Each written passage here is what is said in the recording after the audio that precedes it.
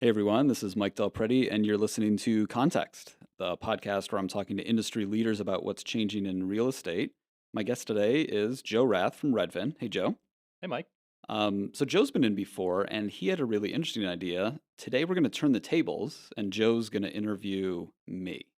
I feel like this AMA, Mike, has been a long time coming. A lot of people have questions about what you've learned by interviewing so many great guests. So I'm excited to jump in. We have a lot of questions for you. Okay, good. And I've got my finger on the button, so if it gets uncomfortable, we'll just cut it off right there. Let's jump right in. I just want to talk maybe at a higher level about trends in real estate tech.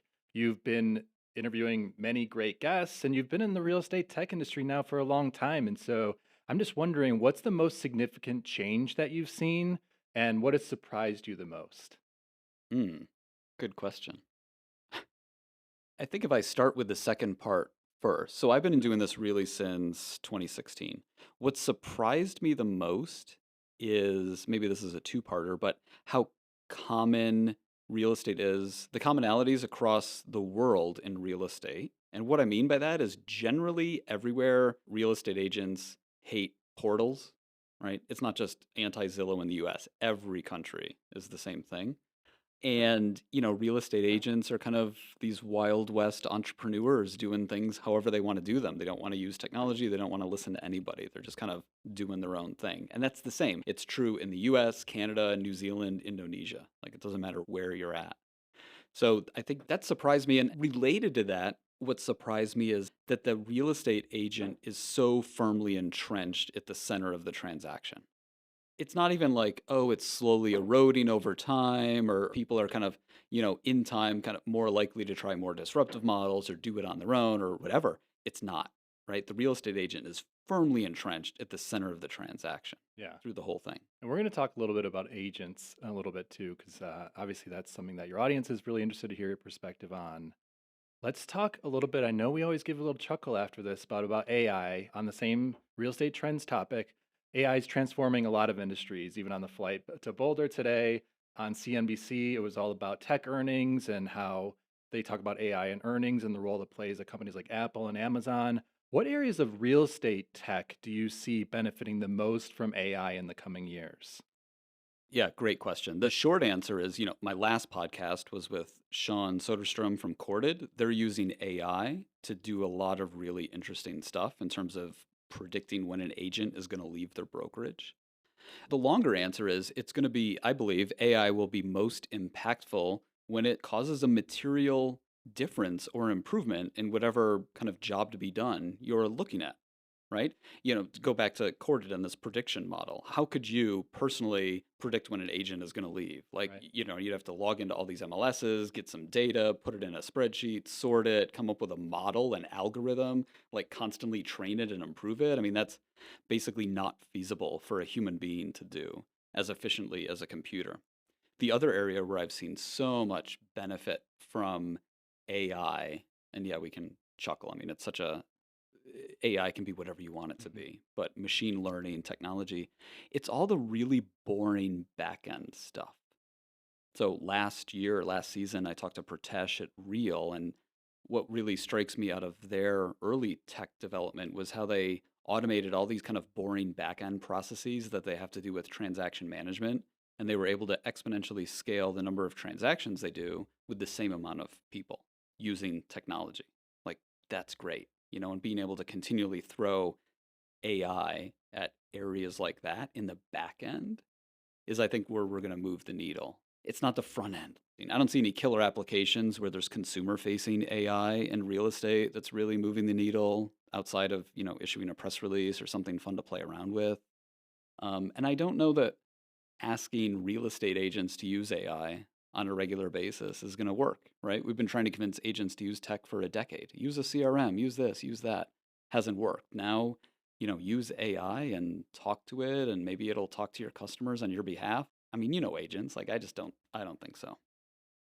We talk a lot about it as an industry right now about the way things are done here, mostly meaning in the US and maybe in Canada as compared to other markets. That's come up in policy discussions about business models. Again, you have that perspective of international markets. And I'm just curious, What do you think is overcomplicated or unnecessary in the way residential real estate is transacted or done in the United States? Oh man. What comes to mind immediately, and I'm sure a ton of people will hate on me for this, but the US is one of the only markets in the world with buyer's agents, Yeah. right? I lived overseas, I purchased property, I did not use a buyer's agent. It works. And I'm not saying that, oh, we don't need buyer's agents, but I think this is one of those things that a lot of people don't realize. The US and Canada, right, are kind of this one way, and the rest of the world operates fine. People buy and sell houses totally fine. So this idea that, we're dead set on, oh, we absolutely need buyer's agents and buyer's representation. I don't know. Maybe you do, maybe you don't.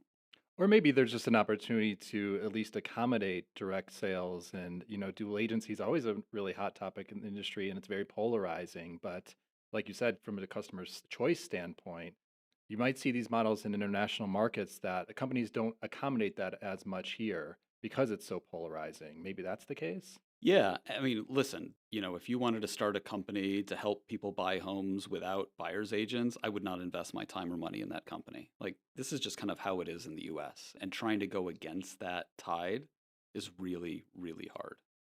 Okay, let's shift gears a little bit and talk about the portals.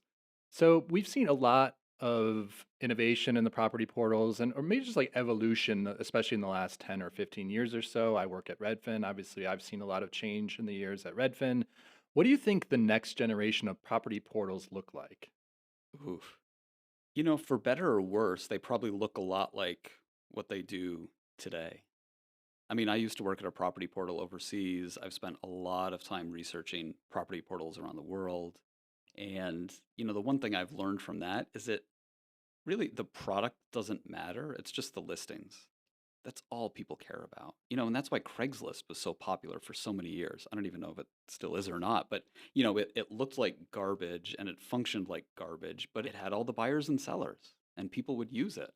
So it's this kind of non-intuitive and slightly depressing thing. You want to think the best product will win, but in real estate, people, consumers, just care about inventory.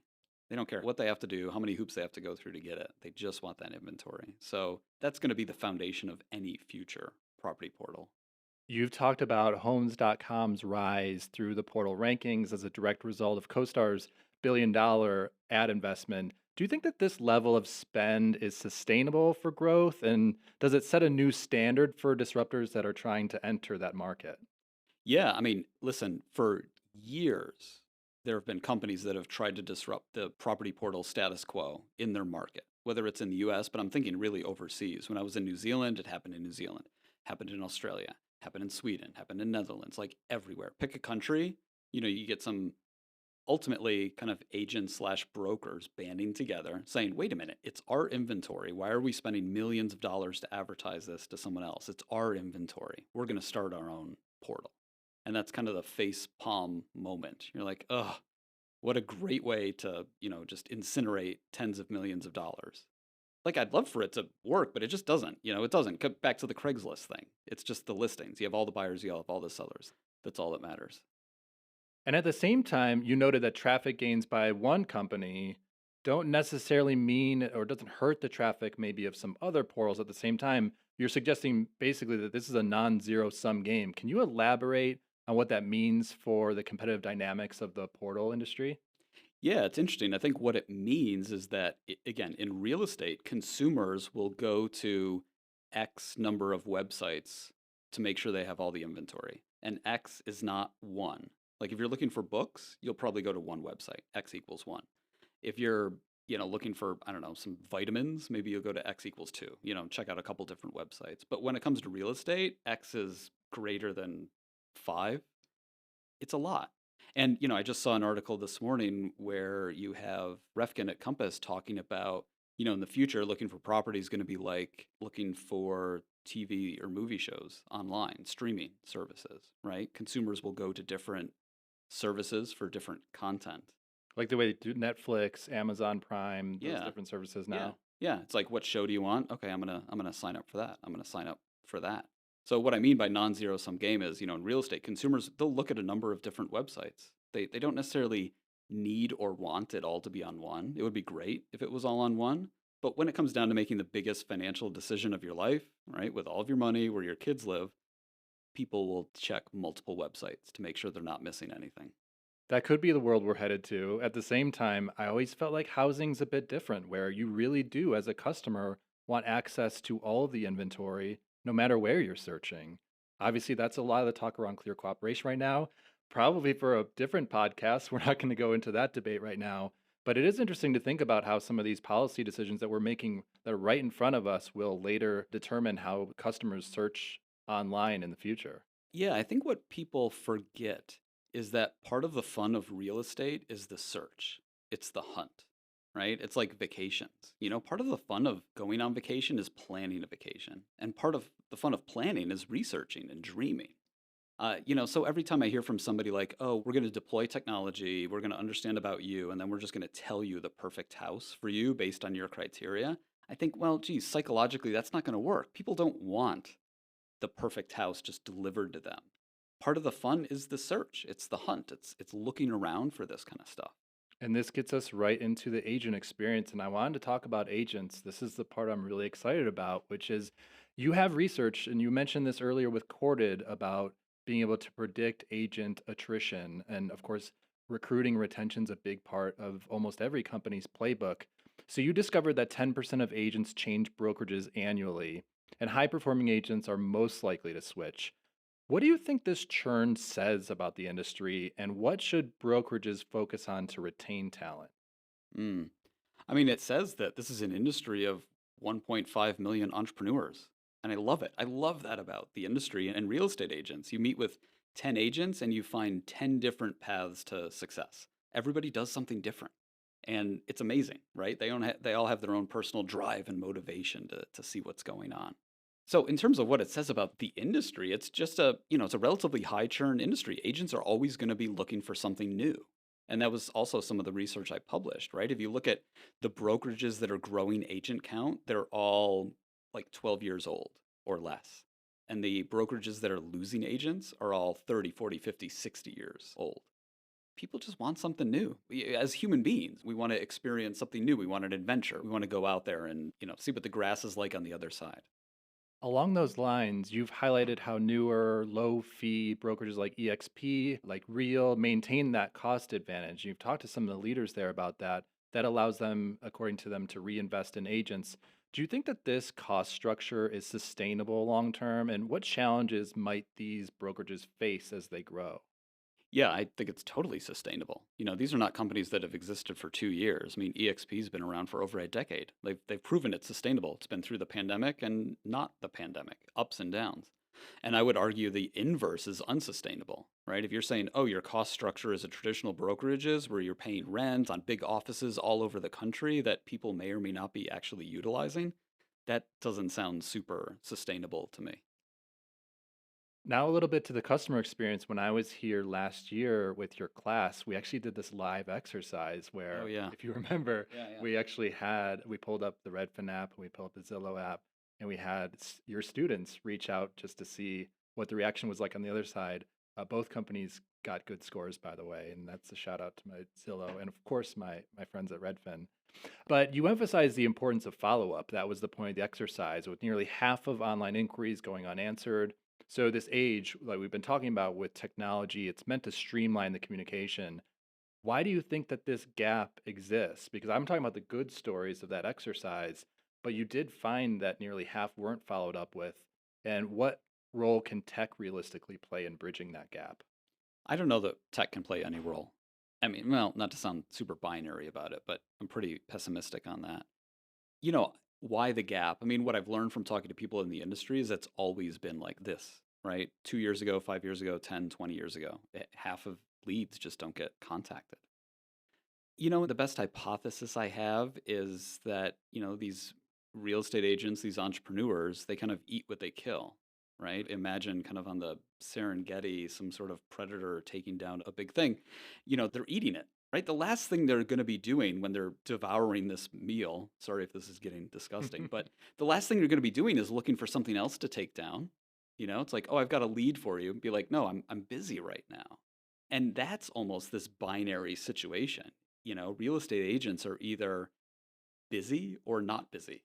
There's kind of nothing in between, and there's almost no, again, as I offend 1.5 million people, but there's almost no like long-term thinking or planning, right? It's thinking about what am I doing today and tomorrow, and not am I going to be busy enough 6 months from now? I mean, what do you think? You've been in this field for a while. Does that kind of accurately describe some of the situation? Maybe. Maybe. All right. I also just think about what it's going to be like. We talked about direct sales earlier, where one of the things we found, I think we touched on this in a previous podcast that I was on with you, that listing agents are going to start and have already started to get a lot more inquiries. So some of the things that changed between the last time I was here and our conversation now was, of course, around the NAR settlement and the MLS rule changes that came with that. That, of course, kicked up conversations or calls between customers and listing agents even more so. How can they handle all that inbound inquiry when they have one product, the listing? And yes, it's nice that you're listing your lead thing to hear from that agent about the property if you're going direct, but it also increases the volume that they have to deal with quite a bit. Exactly. And I believe mathematically the inherent value of a lead is going down. So if you go back to this portal non-zero sum situation, right? You've got homes coming on the scene, spending a lot of money generating more leads. They're not generating more transactions. These are just more leads. The same amount of people will transact year after year after year. So if you go from say 100 million leads a year generated to 120 million, you have the same amount of transactions. Like that's pretty simple math. Each lead is worth less than that. And to your earlier question, I think that's the thing that I hear a lot about agents as well is the reason they don't respond is because of how much spam they get through these lead forms. It's just low quality tire kickers, people trying to scam them or whatever. So they're basically being trained like Pavlov's dogs that any online lead that comes in is garbage. But my response to them is that's fine. If you're not going to respond to online leads, that's totally fine. Just take down your lead form. Better to take down the lead form and not respond to anyone than give, the 1 out of 10 people a bad experience. I'm going to bring you back on agent side throughout this conversation because you'd also have been very pro agent, or at least just talking about customer behavior. And you said that 89% of customers still choose to work with agents despite all the efforts to change that in the industry. Why do you think consumers continue to rely on agents? And what does that say about the limits of tech in real estate? Yeah, it's because it's the biggest transaction of their life, right? When you go to these very rare, low frequency, high value transactions, that's when you want an expert to hold your hand. And this is psychology, right? This is loss aversion. I've chatted about it before. I talk about it in my class. So, if you have high frequency transactions of low value, like we're both drinking coffee, that's a high frequency, low value transaction. We'll try something new, right? The risk of making a mistake is pretty low. But with real estate, the risk of making a mistake is massive, right? And it's not just monetary, it's also, your family and safety and schools, all of that. Like real estate it's on Maslow's hierarchy of needs. So it's a big deal. So when you have decisions like that, human beings in general try to get an expert to help them out through that process. Somebody who's done this dozens, maybe hundreds of times. So there's this fundamental, like, kind of, psychological bulwark there that prevents any sort of technology from moving the needle so much. Okay, let's wrap with a couple questions about industry disruption and maybe a little bit about strategic insights as well. Let's talk about handling industry hype and real risks because you've been talking about this a little bit on stage, where you shared this paradox between the least probable events getting the most attention. In your experience, what's one overhyped change in real estate tech, and what's the real boring risk that's more impactful for leaders today? Remember blockchain? Like, Yeah. that was a thing. It's like a kid's soccer game. Every year there's like a new thing and everybody on the field chases that one thing. That's all that people can talk about, right? It is too much to talk about more than one thing. Yeah, it's technology. I mean, blockchain, Web3, AI. AI was actually last year. This year, it's all about the commission lawsuits. That's the only thing people can talk about. And tell me And what's clear cooperation. and yeah, now it's clear cooperation because commission lawsuits have been settled. So now we have the brain space to focus on something else. And I mean, what is it, Joe, other than just speculation for any of this stuff? It's just a bunch of people sitting around giving their opinions, talking about what might happen. And So give that's me one of the boring things then. What's one of the boring, impactful things that leaders can focus on? getting people to call people back. Yeah. Yeah. Like there's a difference between entertainment and news. And that's a line that's been blurred in our country for decades now.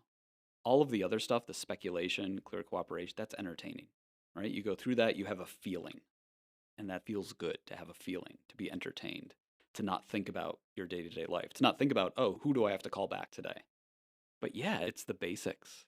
Just how can you be really good at sales? How can you be really good at responding, calling people back? And this is where your question about how can technology help? Technology can hurt that.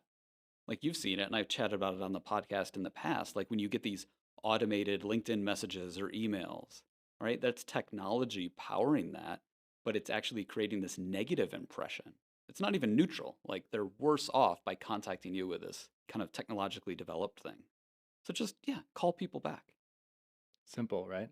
It sounds simple. I'm not an agent, but I mean, I also hate video conferences and I hate Zoom and I hate scheduling my life in 30-minute increments. So I'm a big fan of just picking up my phone and calling somebody.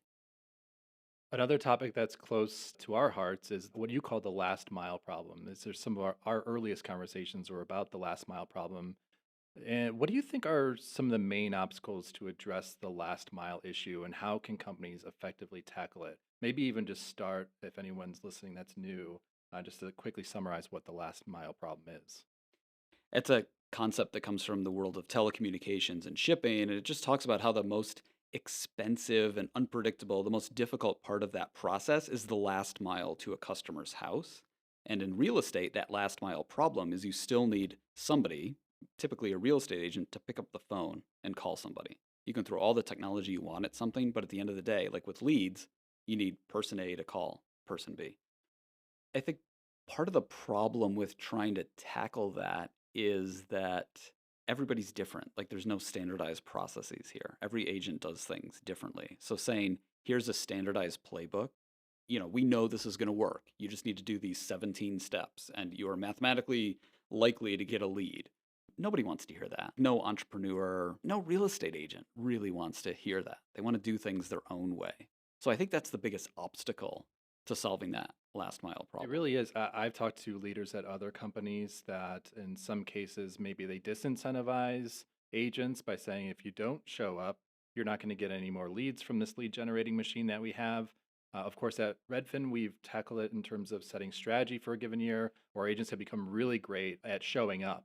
The show up literally was part of the strategy that we had for agents because we would just show them when you show up, it means this many more people re-engage with you, this many more people go on to close with you, and that means this much more for your earnings. And so that's another approach to it too. But I think it's not unique to Redfin or these other companies, or even in Zillow's case, where they're partnering with agents where not only do they generate the customer, but then it goes to an agent at a different brokerage, but they want that consistency of experience for customers because it means something to go to one of these sites.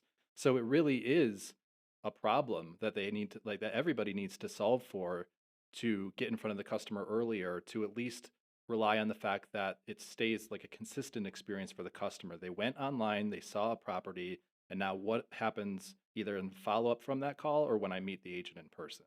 Yeah. Oh, absolutely. And, I think for the brokerage or the tech company standpoint, it really starts with recruiting, and I'm thinking about that with Redfin's agents, with Zillow and their premier agents and their flex teams, and then with a buddy of mine who has a brokerage in Austin, right? Just being really upfront about who you are, what you represent, what's important to you is going to attract the right people. It's no longer okay to just go out there and recruit everybody, right? But you got to say like, okay, if you join my company, like these are our values. This is what's important. This is what we look for in successful agents. So that's probably, aside from all these tech innovations in the middle of the process, that start of the process is probably just as important to making sure you have the right people on the bus, right? The right people on your team that are going to play by whatever rules or framework you think is best for your company or brokerage. Okay, we're in Q4, which means that it's planning season. I always like spending the last few months of a year getting ready for the next year's strategy. And this is the last question that I have for you around exactly that, which is actually supported by some of the data that you've shared around established brokerages like Anywhere. They adjust to market conditions. So right now we're all adapting really to a fluctuating market. Obviously, when the Fed reduced rates, that sort of kicked up the dust with a new batch of buyers that came out and said, I'm ready to go. And then, of course, interest rates started to creep back up again. And Mhm. so, we're used to volatility in markets. And I think anyone that's been doing business for the last 10 years, there's never really been a normal year. But how should brokerages prepare to adapt to resilience in volatile markets? Hmm. I guess it comes down to two things that I've said in the past: focusing on the things you can control and competing where you can win. So, what I mean by that is, regardless of, somebody asked me that the other day. They're like, what do you think the market's going to do in 2025? I said, A, I have no idea. B, anybody who has an idea is lying. And C, it's the wrong question to be asking, right? The question to ask is, no matter what the market conditions are, what can I do to be successful in this space?